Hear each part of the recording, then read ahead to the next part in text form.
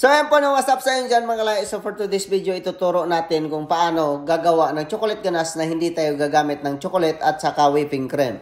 So ito yung recipe na tinatawag na from scratch. So ang una mong gagawin is magtimbang ka lang ng 150 grams na powder milk.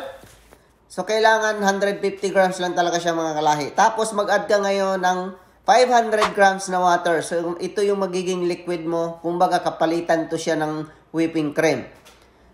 So, ang ginawa nating recipe is from scratch talaga to mga kalahi. Magagamit mo to, lalo na kung wala kang chocolate dyan. Tapos mag-add ka ngayon ng 200 grams white sugar. So, yun lang yun. Tapos magtimbang ka ngayon sa another bowl naman ng 120 grams na cacao powder. Tapos mag-add ka ngayon ng cornstarch or corn flour. So, pareho lang yun mga kalahi sa mga hindi nakakalam dyan. Kasi marami pa rin akong nakikitang comment kung ano yung kung pwede bang i-substitute yung cornstarch sa corn flour. So magkapareho lang yun mga kalay. Tapos ngayon ilagay mo yung dahan-dahan yung liquid dito sa dry ingredients mo. Kasi ang purpose diyan mga kalay is lulutuin kasi natin yan para hindi siya maging buo-buo at hindi siya mabilis masunog.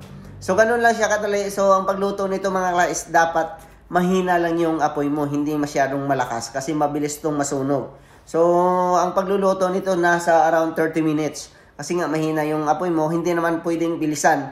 Kasi nga masusunog siya, madali siyang masunog. So, ngayon pag nasunog, masisira yung ingredients mo o ulitin mo naman. So, magagastos ka naman. So, ganun lang. Tapos maglagay ka ng pinch salt lang siya. Yung, yung isang dakot lang na asin.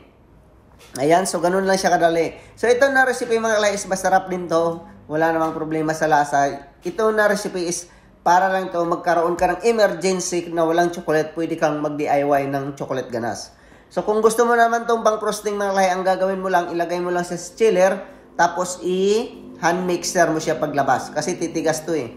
So ganun lang mga kalay, tapos mag-add ka ngayon ng butter, unsalted butter, ng 100 grams. Depende na yon sa iyo kung maglagay ka ng butter or hindi. Pwede naman, optional naman paglagay ng butter sa chocolate ganache talaga. So, ang purpose lang naman, bakit naglalagay tayo ng butter? Para magiging shiny yung chocolate ganache natin.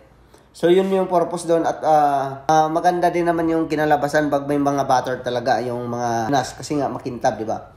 So, yun lang no, mga kalahi. Optional naman to. So, depende na yun sa'yo kung maglagay ka o hindi. Tapos ngayon, gagamit ka ngayon ng strainer, mga kalahi. Kasi ang purpose naman ng strainer is para matrack yung mga buo-buo or may mga something na sunog. So, hindi siya masasama. So, ganun lang. Kahit sa mga flour, diba, nakita nyo naman, kahit sa mga flour or sa mga sugar, cacao powder, gumagamit tayo ng strainer. Ayan na yun mga kalahi, no? Maganda naman yung kinalabasan. Masarap din doon na recipe at maganda. So, yun lang po, no, mga kalahi. Maraming salamat sa panonood at huwag yung kalimutan i-share. Halo yung mga panakapalo dyan, baka naman. So, yun lang po, no, mga kalahi. Maraming salamat sa panonood hanggang sa muli. Peace out. God bless you all.